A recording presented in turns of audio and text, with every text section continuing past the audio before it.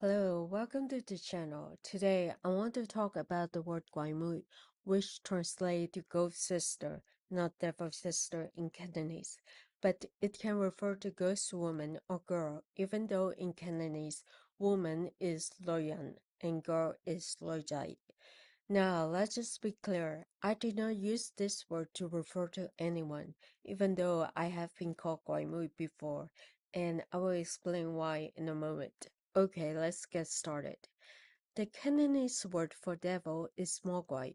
To me, Gweilmui is a term used to describe someone who is non-Chinese or non-Asian, much like how the Japanese use the word kaijin to refer to foreigner, the one who are not Japanese citizen.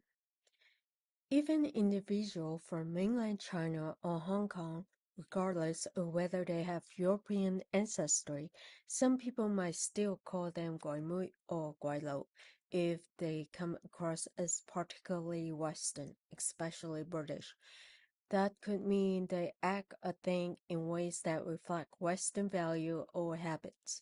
But being called that doesn't always mean they are being seen as outsider or that someone is trying to erase their identity. It really depends on the context and the relationship between the people involved. When my friend from Hong Kong called me Gweilmui, it does not bother me. Why? Because I know where they are coming from. I know they do not mean any harm, and I do not feel like they are insulting me or looking down on me. It's not about putting anyone above or below others or making me feel like I do not fit into their group. They are just referring to the fact that my outlook of life and situation lean more British or Portuguese, nothing deeper than that. But if someone were to call me Sai Gweilmui or Wai Gweilmui, that would be a different story. Those phrases carry a negative tone, and I will question their intent, such as their attitude or something negative about the Opium War. Saigwaimui translate to Dead Ghost Woman, and Waigwaimui translate to Bad Ghost Woman. In this case, they both pretty much imply that I am a bad or unpleasant girl.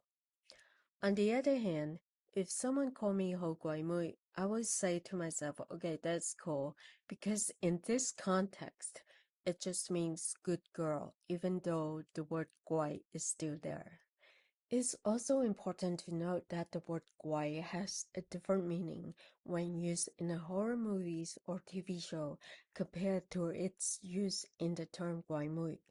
I do not watch a lot of Hong Kong horror movies or TV shows, but in those cases, guai means ghost, like the ghost character in the American movie Ghost, and is not necessarily negative. Hong Kong horror films and TV shows often have both good and bad, or terrifying ghosts. A good ghost is similar to the ghost character in the American animated movie Casper. A terrifying ghost is more like the vengeful spirit in the Japanese movie The Grudge. Bottom line, the meaning of the term depends entirely on the context.